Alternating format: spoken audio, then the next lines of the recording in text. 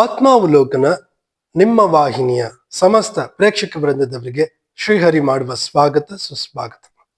ಆತ್ಮೀಯರೇ, ಬಹಳ ಸಂತೋಷ ಪಡಬೇಕೋ ಅಥವಾ ಬೇಜಾರಾಗ್ಬೇಕೋ ಅಂತ ಬಹಳ ಯೋಚನೆ ಮಾಡಿದಾಗ ನಾನಂತೂ ಈ ವಿಚಾರದಲ್ಲಿ ಬಹಳ ಬೇಸರ ಪಡ್ತೀನಿ. ಏನ್ ವಿಚಾರ ಅಂತೀರಾ? ಮುಂದೆ ಬರೋ ಆಗಸ್ಟ್ 1ನೇ ತಾರೀಕು ಮೈಸೂರಿಗೆ ನಮ್ಮ ರಾಷ್ಟ್ರದ ಪ್ರಧಾನ ಮಂತ್ರಿಗಳು ಆಗಮನಿಸುತ್ತಿದ್ದಾರೆ. ತುಂಬಾ ಸಂತೋಷದ ವಿಚಾರ. ಅವರು ನಮ್ಮ ಮೈಸೂರಿನ ಹೃದಯ ಭಾಗದ ನಾರಾಯಣ ಶಾಸ್ತ್ರಿ ರಸ್ತೆಯಲ್ಲಿರುವ ವಿವೇಕ ಸ್ಮಾರಕ ಉದ್ಘಾಟನೆ ಮಾಡ್ತಿದ್ದಾರೆ. ಅದು ಕೂಡ ಸಂತೋಷದ ವಿಚಾರ. ನನಗೆ ಬೇಸರ ಏನು ಈ ವಿಚಾರದಲ್ಲಿ ಅಂತ ಹೇಳಿದ್ರೆ, ಆ ಜಾಗದಲ್ಲಿ ಹಿಂದೆ ಶಾಲೆ ಇತ್ತು. ಶಾಲೆ ಮಕ್ಕಳನ್ನೆಲ್ಲ ಒಕ್ಕಲೆಬ್ಬಿಸಿ ಶಾಲೆ ಆ ಕಟ್ಟಡನ ಧ್ವಂಸ ಮಾಡಿ ಆ ಜಾಗದಲ್ಲಿ ವಿವೇಕ ಸ್ಮಾರಕ ಅಂತ ಒಂದು ರೀತಿಯ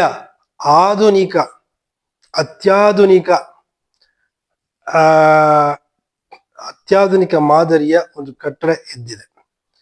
ಈ ಕಟ್ಟಡ ನೋಡ್ತಾ ಇದ್ರೆ ಯಾವುದೇ ಕಾರಣಕ್ಕೂ ಭಕ್ತಿ ಅಂತೂ ನನಗ್ ಬರ್ತಾ ಇಲ್ಲ.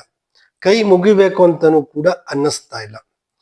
ನಾನೀಗ ಸಾಮಾನ್ಯ ಈ ರೀತಿಯ ನಿಕ್ಕರ್ನಲ್ಲಿ ಕೂತ್ಕೊಂಡು, ಈ ರೀತಿಯ ಬರ್ಮೋಡ ನಿಕ್ಕರಲ್ಲಿ ಕೂತ್ಕೊಂಡು ಸಾಧಾರಣ ನಾನು ವಿಡಿಯೋ ಮಾಡಕ್ ಹೋಗಲ್ಲ.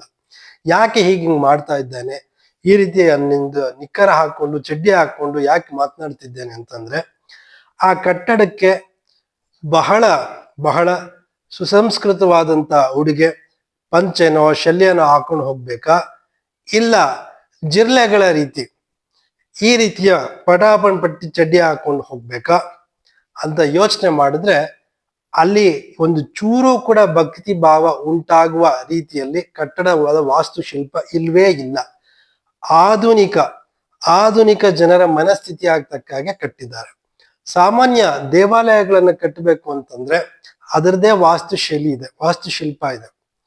ಮನೆಗೆ ಇತ್ತೀಚಿನ ದಿನಗಳಲ್ಲಿ ಹಳ್ಳಿಗಳಿಗೆ ಹೋದ್ರೆ ಹಳ್ಳಿಗೆ ಜನಗಳ ಹತ್ರ ಹೆಚ್ಚು ಹಣ ಇರೋದಿಲ್ಲ. ಅದು ಅಲ್ಲದೆ ಆ ಒಂದೊಂದು ಪುಟ್ಟ ಪುಟ್ಟ ಗುಡಿಗೋ ದೇವಸ್ಥಾನಕ್ಕೂ ಯಾರೋ ಗಣ್ಯ ವ್ಯಕ್ತಿಗಳು ಆಗಮಿಸೋದಿಲ್ಲ. ಹಾಗಾಗಿ ಅವ್ರಿಗೆ ತೋಚಿದ ಹಾಗೆ ಮನೆ ರೀತಿನೇ ಕಟ್ಟಿ ಒಂದು ದೇವರಿಗೆ ಒಂದು ನೆರಳಾದ್ರೆ ಸಾಕಪ್ಪ, ಮಳೆಯಲ್ಲಿ ನೆನೆದೇ ಇದ್ರೆ ಸಾಕು ನಮ್ ದೈವ ಅಂತ ಹೇಳಿ ಅವ್ರು ಇಲ್ಲಿ ಇರೋ ಅಂತ 4 ಸಣ್ಣ ಸಣ್ಣ ಕಾಸುಗಳನ್ನೇ ಕೂಡಿ ಒಂದು ಗುಡಿ ಕಟ್ತಾರೆ. ಆದ್ರೆ ರಾಮಕೃಷ್ಣ ಆಶ್ರಮ ಅಂತ ಅತ್ಯಂತ ಇಡೀ ನಮ್ಮ ಭಾರತ ದೇಶದಲ್ಲೇ ಸುಭದ್ರವಾಗಿ ಸುಸೂತ್ರವಾಗಿ ನಡೀತಿರುವಂತಹ ಆಶ್ರಮದವರು ಈ ರೀತಿ ಮಾಡಿದ್ ಸರಿನಾ? ಖಂಡಿತ ನನಗೆ ಸರಿ ಕಾಣ್ತಾ ಇಲ್ಲ. ನಂತರ ನಾನು ಏನ್ ಹೇಳಕ್ ಹೊರಡ್ತಾ ಇದ್ದೀನಿ ಇದ್ರ ಮುಖಾಂತರ ಅಂದ್ರೆ, ಕಟ್ಟಡದ ವಾಸ್ತುಶಿಲ್ಪ ಸರಿಯಾಗಂತೂ ಕಟ್ಟಿಲ್ಲ. ಒಂದ್ ರೀತಿ ಹೇಳಬೇಕು ಅಂತಂದ್ರೆ, ಹಿಂದಿನ ಪಾರಂಪರಿಕ ಕಟ್ಟಡಗಳು ನೋಡಿ, ದೇವಾಲಯಗಳು ನೋಡಿ, ಹಿಂದೆ ಚೋಳರ ಕಾಲದ ಹೊಯ್ಸಳ ಕಾಲರ ಹಾಗೂ ಕಲ್ಲಿನಲ್ಲಿ ಕಟ್ಟಕ್ ಹೌದು ಸ್ವಾಮಿ, ಇವತ್ತಿನ ಕಾಲದಲ್ಲಿ ಆತರ ಶಿಲ್ಪಿಗಳು ಸಿಗದೇ ಇಲ್ಲ. ಸಿಕ್ಕಿದ್ರು ಒಬ್ರೋ ಇಬ್ರೋ ಸಿಗ್ತಾರೆ. ಒಬ್ರೋ ಇಬ್ರನ್ನ ತಗೊಂಡು ನೀವು ಅಷ್ಟೊಂದು ಕೋಟ್ಯಾಂತರ ರೂಪಾಯಿ ಖರ್ಚು ಮಾಡಿ ಆ ರೀತಿ ದೇವಾಲಯಗಳ ನಿರ್ಮಿಸೋದು 1 ವರ್ಷ 2 ವರ್ಷದಲ್ಲಿ ಆಗಲ್ಲ, 10 ವರ್ಷ 15 ವರ್ಷ ಅಂತೂ ಹಿಡಿಯುತ್ತೆ. ಉದಾಹರಣೆ ಹೇಳ್ಬೇಕು ಅಂದ್ರೆ, ನಮ್ಮ ಮೈಸೂರಿನ ಅಂಬಾವಿಲಾಸ ಅರಮನೆನೇ 15 ವರ್ಷಗಳ ಕಾಲ ತಗೊಂಡು ಕಟ್ಟಿರುವಂತ ಅಷ್ಟು ಸುಂದರವಾದಂತ ಅಂಬಾವಿಲಾಸ ಅರಮನೆ ಹೋಯ್ತು ಅಂದ್ರೆ ಇಂದ್ರಪ್ರಸ್ಥ ನೋಡ್ದಾಗ ಆಗುತ್ತೆ, ಇಂದ್ರನ ಒಂದು ಇದಕ್ ಬಂದಂಗ ಆಗುತ್ತೆ, ಮಾಯಾಜಾಲಕ್ಕೆ ಬಂದಂಗ ಆಗುತ್ತೆ. ಅಂದ್ರೆ ಆ ಅರಮನೆಗೆ ಅಷ್ಟೊಂದು ಶಕ್ತಿ ಇದೆ ಅಂತಂದ್ರೆ ಆ ವಾಸ್ತುಶಿಲ್ಪದಿಂದ. ನೀವೇನ್ ಮಾಡಿದ್ದೀರಿ? ಏನೋ ಒಂದ್ 4 ಗೋಡೆ ಪಟಪಟ್ಟೆ ಗೋಡೆ ಹಾಕ್ಬಿಟ್ಟು ಇದಾಕ್ಬಿಟ್ಟು ಅಲ್ಲಿ ಈಗಿನ ವಾಸ್ತುಶಿಲ್ಪನ ಬಳಸಿದ್ದೀರಿ. ಸ್ವಾಮಿ, ನಾನು ಹೇಳ್ತೇನೆ, ಇವತ್ತಿನ ಕಾಲದಲ್ಲಿರುವಂತ ಕಟ್ಟಡ ಕಟ್ಟುವಂತ ಬಿಲ್ಡರ್ಸ್ಗಾಗ್ಲಿ, ಇಂಜಿನಿಯರ್ಸ್ಗಾಗ್ಲಿ, ಸಿವಿಲ್ ಇಂಜಿನಿಯರ್ಸ್ಗಾಗ್ಲಿ ಗಂಡಸ್ತನ ಇಲ್ವಾ? ಈ ರೀತಿಯ ಗತಕಾಲದಲ್ಲಿ ಮೆರೆದು ಹೋದಂತಹ ಪಾರಂಪರಿಕ ಶೈಲಿಯಲ್ಲಿ ಕಟ್ಟ ಗಂಡಸ್ತನ ಯಾರಿಗೂ ಇಲ್ವೇ ಇಲ್ವಾ? ಒಂದು ನನ್ನ ಮನಸ್ಸಿನಲ್ಲಿ ಉದ್ಭವ ಆಗ್ತಾ ಇರ್ತದೆ ಒಂದೊಂದು ಪ್ರಶ್ನೆ. ಇಲ್ಲ ಇನ್ನೊಂದು ಆಡಳಿತ ಮಂಡಳಿಯವರು ಇಷ್ಟೊಂದು ಕೋಟ್ಯಾಂತರ ರೂಪಾಯಿ ನಾವು ಖರ್ಚು ಮಾಡಿ ಕಟ್ಟಕ್ ನಮ್ಮಷ್ಟು ಹಣ ಇಲ್ಲ, ಯಾರು ದಾನಿಗಳು ಮುಂದೆ ಬನ್ನಿ ಅಂತ ನೀವು ಒಂದು ಅನೌನ್ಸ್ ಮಾಡಿದ್ರೆ ಎಷ್ಟು ಜನ ದಾನಿಗಳು ಸಿಗ್ತಿದ್ರು ನಮ್ಮ ಈ ಇಡೀ ಭಾರತದಲ್ಲಿ? ಬೇಡ, ಅಷ್ಟೇ ಯಾಕೆ ನಮ್ಮ ಮೈಸೂರಲ್ಲೇ ಆ ಒಂದು ಸ್ಮಾರಕಕ್ಕೆ ನಾವು ಕೊಡ್ತೀವಿ ಅಂತ ಮುಂದೆ ಬರ್ತಿದ್ರು. ನೀವು ನಿರ್ಮಿಸಿರೋದು ಎಂಥದ್ದು? ಈ ತರ ಪಟ್ಪಟ್ಟೆ ಚಡ್ಡಿ ಹಾಕೊಂಡು ಬಂದು ಅದೇನೋ ಹೇಳ್ತಾರಲ್ಲ ಬಂದು ಆ ಹೋಗೋ ತರ ಇದೆ. ನೀವು ಕಟ್ಟಿರೋ ವಾಸ್ತು ಹೊರಗಡೆಯಿಂದ ನೋಡಿದ್ರೇನೆ ಭಕ್ತಿ ಭಾವ ಉಂಟಾಗ್ಬೇಕು. ಆ ರೀತಿ ಯಾವ ಭಕ್ತಿ ಭಾವನೂ ಉಂಟು ಮಾಡ್ತಾ ಇಲ್ಲ ಈ ವಿವೇಕ ಸ್ಮಾರಕ. ಇನ್ನು ಅಲ್ಲಿ ಹೋಗಿ ವಿವೇಕಾನಂದರ ಪ್ರತಿಮೆ ಮುಂದೆ ಧ್ಯಾನ ಮಾಡ್ಬೇಕು ಅಂತ ಹೇಳಿ ಮಂದಿರ ಕಟ್ಟಿದೀವಿ ಅಂತ ಹೇಳ್ತೀರಾ. ಸ್ವಾಮಿ, ನಾನು ಹೇಳೋದು ಹೌದು, ಹಿಂದೆ ಮೈಸೂರಲ್ಲಿ ಮಹಾರಾಜರು ಇದ್ದಂತ ಸಂದರ್ಭದಲ್ಲಿ ಸ್ವಾಮಿ ವಿವೇಕಾನಂದರು ಕಾವಿದಾರಿಯಾಗಿ ಮೈಸೂರಿಗೆ ಬಂದಾಗ, ಅರಮನೆಗೆ ಬಂದಾಗ, ಮೈಸೂರು ಅರಮನೆಯಲ್ಲಿ ಅವರಿಗೆ ಭವ್ಯವಾದ ಸ್ವಾಗತ ಅವತ್ತಿನ ಮಹಾರಾಜರು ಅವ್ರಿಗೆ ಉಂಟು ಮಾಡಿದ್ರು. ನಾನು ಕಾವಿದಾರಿಯಾದ ಮನುಷ್ಯ, ನನಗೆ ಇಷ್ಟೊಂದು ವೈಭೋಗ ಬೇಡ ಅಂತ ಹೇಳಿ ಅವರ ಅರಮನೆಯಿಂದ ಈ ಕಡೆ ಬಂದು ನೀವೇನು ವಿವೇಕಾನಂದ ಸ್ಮಾರಕ ಅಂತ ನಿರ್ಮಾಣ ಮಾಡಿದ್ರಿ, ಅಲ್ಲೇ ಒಂದು ಗುಡಿಸಲಿನಲ್ಲಿ ಅವರು ಒಂದು ರಾತ್ರಿ 2 ರಾತ್ರಿ ಕಳೆದು ಹೋದಂತ ಮಹಾನ್ ಜ್ಞಾನಿ, ಮಹಾನ್ ತಪಸ್ವಿ ವಿವೇಕಾನಂದರು ಅಂತಂದ್ರೆ ಯುವ ಜನತೆಗಂತೂ ಯುವ ಶಕ್ತಿ. ಅವರು ಎಲ್ಲೋ ಒಂದು ಕಡೆ ಶಿವರಾಮ್ ಕಾರಂತರು ಹೇಳ್ತಾರೆ, ಇವತ್ತಿನ ಯುವ ಜನತೆಗೆ ನಾವು ಭಾಷಣಗಳ ಮುಖಾಂತರ ಅವರಿಗೆ ಹೀಗಿರ್ಬಾರ್ದು, ಹೀಗಿರಿ, ಹಿಂಗಿರಿ ಅಂತಂದ್ರೆ ಅವ್ರು ಖಂಡಿತ ಇಷ್ಟ ಆಗಲ್ಲ. ಅವ್ರ ಮುಂದೆ ನಾವು ನಡೆದು ತೋರಿಸ್ಬೇಕು ಅಂತ ಹೇಳ್ತಾರೆ. ಮೊನ್ನೆ ನಡೆದಂತ ದೆಹಲಿಯ ಜಂತರ್ ಮಂತರ್ ನಲ್ಲಿ ಆದಂತ ಗಲಾಟೆ ಈ ಪ್ರಸ್ತುತ ಪಡಿಸೋದಾದ್ರೆ, ಜಂತರ್ ಮಂತರ್ ಅನ್ನೋದು ವಿಜ್ಞಾನಿಗಳಿಗೆ ಸೇರಿದಂತಹ ಖಗೋಳ ವೀಕ್ಷಣಾಲಯ. ಅದು ಈ ರಾಜಕಾರಣಿಗಳು ಏನ್ ಮಾಡ್ತಾ ಇದ್ದಾರೆ, ಅರವಿಂದ ಕೇಜ್ರಿವಾಲ್ ಅಂತ ಒಂದು ಅಯೋಗ್ಯ ರಾಜಕಾರಣಿಗಳು ಏನ್ ಮಾಡ್ತಿದ್ದಾರೆ, ತಮ್ಮ ರಾಜಕಾರಣವನ್ನು ಬೇಯಿಸ್ಕೊಳ್ಳೋಕ್ಕೋಸ್ಕರ ವಿಜ್ಞಾನಿಗಳಿಗೆ ಸೇರಿದ ಜಾಗನೆಲ್ಲ ಧ್ವಂಸ ಮಾಡೋದಕ್ಕೆ ಅನುವು ಮಾಡಿಕೊಟ್ಟ ಆಗೋಗಿದೆ.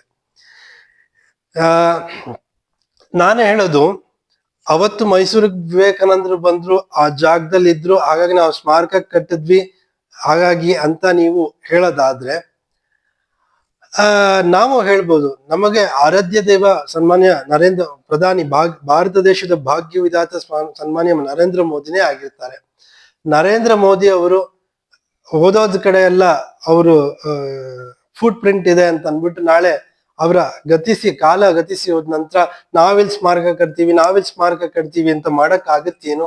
ಖಂಡಿತ ಮಾಡಕ್ ಆಗಲ್ಲ. ಯಾಕೆಂತಂದ್ರೆ ಪ್ರತಿಯೊಬ್ಬ ಸಾರ್ವಜನಿಕನಿಗೂ ಕೂಡ ಅವನು ಬದುಕುವಂತ ಒಂದು ಇದಿದೆ. ಅಂತಂದ್ರೆ ಅವನ ಮನೆಯನ್ನು ಕಿತ್ಕೊಂಡು, ಆ ಮನೇಲಿ ನರೇಂದ್ರ ಮೋದಿ ಅವ್ರು ಬಂದು ಹೋಗಿದ್ದಾರೆ ಅಂತ ಅಂದ್ಬಿಟ್ಟು ಅವನಿಗೆ ಸೂರು ಕಿತ್ಕೊಂಡು ನೀವು ಅಲ್ಲೊಂದು ಸ್ಮಾರಕ ಮಾಡ್ತೀವಿ ಅಂತ ಹೊರಟ್ರೆ ಅದು ಒಂದು ರೀತಿಯ ಇದಾಗುತ್ತೆ. ರಾಮಕೃಷ್ಣ ಆಶ್ರಮದವ್ರಿಗೆ ಮೈಸೂರಲ್ಲಿ ಏನ್ ಕಡಿಮೆ ಇದೆಯಾ? ಬೇಕಾಷ್ಟು ದೊಡ್ಡ ಜಾಗಗಳಿದೆ, ಅಲ್ಲೇ ಮಾಡ್ಬೋದಾಗಿತ್ತು. ಗೋಕುಲಮಲ್ ಅಂತೂ ಲಕ್ಷಾಂತರ ಮರಗಳನ್ನು ಉರುಳಿಸಿ ಆ ಜಾಗದಲ್ಲಿ ದೊಡ್ಡ ನೋಡ್ತಾ ಇದ್ರೆ ತೋಟ ತುಂಬಾ ಅದ್ಭುತ ಆಗಿತ್ತು. ಹಲಸಿನಣ್ಣು ಏನ್ ಚೆನ್ನಾಗಿ ಬಿಡ್ತಾ ಇತ್ತು, ಮಾವಿನ ಹಣ್ಣು ಎಷ್ಟು ಚೆನ್ನಾಗಿ ಬಿಡ್ತಾ ಇತ್ತು. ಅದನ್ನೆಲ್ಲ ಉರುಳಿಸಾಕಾಗೋಗಿದೆ. ಅಲ್ಲೇ ಮಾಡ್ಬೋದಾಗಿತ್ತು ವಿವೇಕ ಸ್ಮಾರಕ. ಅಷ್ಟು ವಿವೇಕ ಸ್ಮಾರಕಕ್ಕೆ ಬೆಲೆ ಬರ್ಬೇಕು ಅನ್ನೋದಾದ್ರೆ, ಅವತ್ತು ಕಾವಿ ಬಟ್ಟೆ ಹಾಕಿ ತೊಟ್ಟಂತ ಸ್ವಾಮಿ ವಿವೇಕಾನಂದ ಅವರು ಮೈಸೂರಿನಲ್ಲಿ ಅರಮನೆಯಲ್ಲಿ ತಂಗೋದಿಕ್ಕೆ ಮನಸ್ಸು ಒಪ್ಪದೆ ನಗರದ ಹೊರ ಭಾಗದಲ್ಲಿ ಬಂದು ಒಂದು ಗುಡಿಸ್ನಲ್ಲೇ ಇದ್ದು ಹೋದ್ರು ಅಂತ ಇವತ್ತಿನ ಸ್ವಾಮೀಜಿಗಳಿಗೆ ಅದು ತೋರ್ಸಿದ್ರೆ ಅವರಲ್ಲೂ ಕೂಡ ಹೌದು, ನಾವ್ ಹೀಗಿರ್ಬೇಕಲ್ವಾ, ನಾವ್ ಹೀಗಿರ್ಬೇಕು. ಈ ಕಾರಂತೂ ಬಳಸ್ತಾರೆ ಬಿಡಿ ಎಲ್ಲರೂ. ಯಾಕೆಂತಂದ್ರೆ ಅವ್ರವ್ರ ಕೆಲ್ಸಕ್ಕೆ ಅವ್ರವ್ರ ವೇಗವಾಗಿ ಹೋಗ್ಬೇಕಾಗತ್ತೆ, ಆಗ ಕಾರ್ ಬಳಸ್ತಾರೆ. ಅವ್ರು ಇವತ್ತಿನ ಇದನ್ನ ನೋಡಿದ್ರೆ AC ಅಂತೂ ಎಲ್ಲರಿಗೂ ಕೊಟ್ಬಿಟ್ಟಿದ್ದಾರೆ. ಹೀಗೆ ಅವ್ರಿಗೂ ಕೂಡ ಐಷಾರಾಮಿ ಜೀವನ ಅನ್ನೋದು ಹಾಸಿಗೆ ಹೋಗಕ್ಕಾಗ್ಬಿಡುತ್ತೆ. ನೀವು ಇಲ್ಲೇ ಗುಡಿಸ್ಲ ರೀತಿನೇ ಹೀಗೆ ಇದ್ರು ತೀರಾ ಗುಡಿಸ್ಲೇ ಕಟ್ಬೇಕು ನಾನು ಹೇಳ್ತಾ ಇಲ್ಲ. ಭಕ್ತಿ ಭಾವ ರೀತಿ ಉಂಟು ಮಾಡುವಂತ ಒಂದು ಸ್ಮಾರಕ ಕಟ್ಟಿ ನೀವು ತೋರಿಸಿದ್ರೆ ಇವತ್ತಿನ ಯುವ ಸ್ವಾಮೀಜಿಗಳಿಗೂ ಕೂಡ ಅದು ಒಂದು ರೀತಿಯ ವರದಾನ ಆಗ್ತಾ ಇತ್ತು. ಅದು ಬಿಟ್ಬಿಟ್ಟು ನೀವು ಈ ರೀತಿ ಪಟ್ಪಟ ಚಡ್ಡಿ ಹಾಕೊಂಡ್ ಬರೋ ಜನಕ್ಕೆ ಒಂದು ಹೋಟೆಲ್ಗೆ ಹೋಗ್ತಾರಲ್ಲ, ಒಂದು ಹೋಟೆಲ್ಗೆ ಹೋದಾಗ ಆಗುತ್ತೆ. ವಿವೇಕಾನಂದ ಸ್ಮಾರಕಕ್ಕೆ ಹೋದ್ರೆ ಅದು ಸ್ಮಾರಕ ಅಂತ ಎತ್ತ ಕಡೆ ನೋಡಿದ್ರು ನಮ್ಗೆ ಅನ್ಸಲ್ಲ. ಈ ವಿಚಾರವಾಗಿ ನೀವೇನ್ ಹೇಳ್ತೀರಾ ಕಾಮೆಂಟ್ ಮಾಡಿ. ಇಷ್ಟ ಆದ್ರೆ ಲೈಕ್ ಮಾಡಿ, ಶೇರ್ ಮಾಡಿ. ನನ್ನ ಚಾನಲ್ ಸಬ್ಸ್ಕ್ರೈಬ್ ಮಾಡಿಲ್ಲ ಅಂದ್ರೆ ಸಬ್ಸ್ಕ್ರೈಬ್ ಮಾಡೋದು ಮರಿಬೇಡಿ. ಹಾಗೆ ಬೆಲ್ ಐಕನ್ ಒತ್ತಿ ಅಂತ ಹೇಳ್ತಾ ನನ್ನ ಈ 2 ತೊದಲು ನುಡಿಯನ್ನ, ಬೇಸರದ ನುಡಿಯನ್ನ ಪ್ರಸ್ತುತಪಡಿಸಿದ್ದೀನಿ. ಎಲ್ಲರಿಗೂ ನಮಸ್ಕಾರ.